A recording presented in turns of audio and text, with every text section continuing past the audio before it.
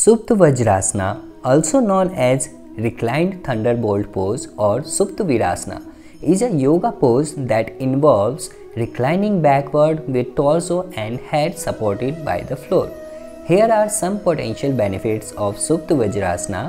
Stretches the thighs and knees, helps in improving flexibility and mobility in the lower body, strengthens the arc of the feet, stimulates the digestion to encourage proper functioning of the digestive organs, alleviate mild backache with mild back discomfort by stretching and relaxing the spine, open the chest and shoulder.